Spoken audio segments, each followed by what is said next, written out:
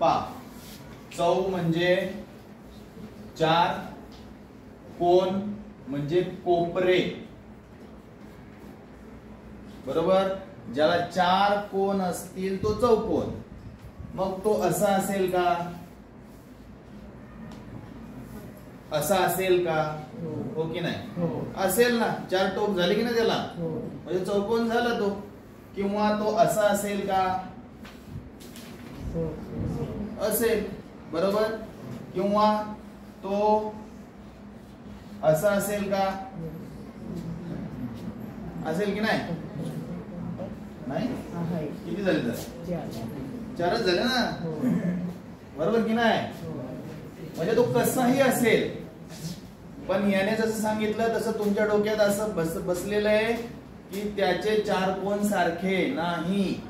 चौकोन म्हणजे ज्याला चार कोन चार बाजू अशी आकृती, साधं सोपं. चार कोन चार बाजू त्याला आपण म्हणणार चौकोन. मग आता या चौकोनाचे प्रकार, तर या चौकोनाचा पहिला प्रकार आहे तो म्हणजे समांतरभुज चौकोन. त्याच्या नावातच. दुसरा आपण करू शकतो तो म्हणजे समलंब चौकोन. तिसरा आपण करू शकतो तो विषमभुज किंवा पतंग, एक प्रकारचा चौकोन आहे. यामध्ये सगळ्यात महत्वाचा हा आणि हा आपल्याला अभ्यासायचा. समांतरभुज चौकोन म्हणजे ज्याच्या भुजा बाजू समांतर आहेत त्याला म्हणायचं समांतरभुज चौकोन. म्हणजे काय, अशा पद्धतीने ही बाजू आणि ही बाजू समोरासमोरची समान अंतर असणारी आहे.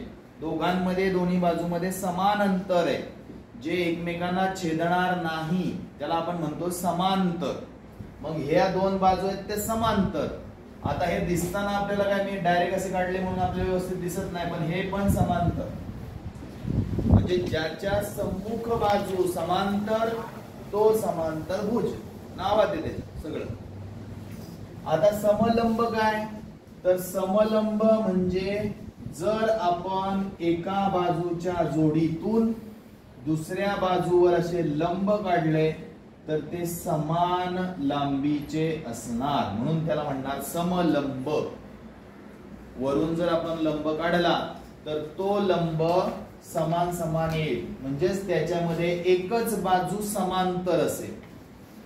आता याच्यामध्ये प्रकार पडतात, समांतर भुज मध्ये प्रकार पडतात. काय काय प्रकार पडतात, आता हा जो समांतर भुज चौकोन आहे याच्या सगळ्या बाजू जर समजा सारख्या झाल्या, सगळ्या बाजू सारख्या, इथं सारख्या दिसत नाहीत पण त्या सारख्या जर असतील म्हणजे थोडक्यात तो काय असेल, इथं जेवढी बाजू तेवढीच इकडे आणि तेवढीच इकडे असा जर असेल तर याला आपण म्हणणार समान बाजू आहेत ना, समभुज,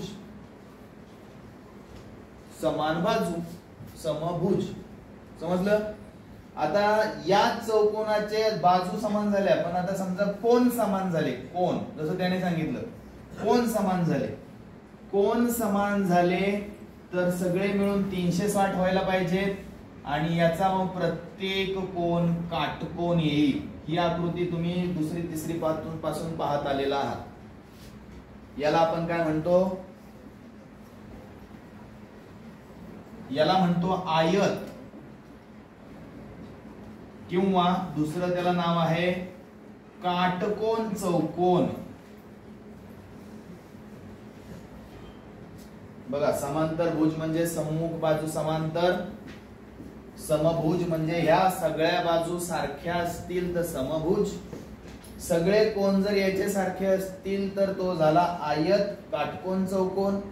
आणि जे तुम्हाला वाटतंय की चौकोन म्हणजे ते आहे, तर ती आकृती म्हणजे काय की याच्या बाजू पण सारख्या, कोन पण सारखे, बाजू सारख्या कोन सारखे. या आकृतीला आपण चौकोन नाही म्हणत, चौकोनाचाच प्रकार आहे, चौकोन म्हणू शकतो, पण त्याला काय म्हणतो? चौरस, की ज्याच्यामध्ये सगळं सारखं आहे. चौरस अलग तो प्रकार आहे कोणाचा? चौकोनाचा प्रकार आहे. समजलं? म्हणजे अशा पद्धतीने चौकोनामध्ये हे प्रकार आहेत. वाटल्यास हे तुम्ही आकृती काढून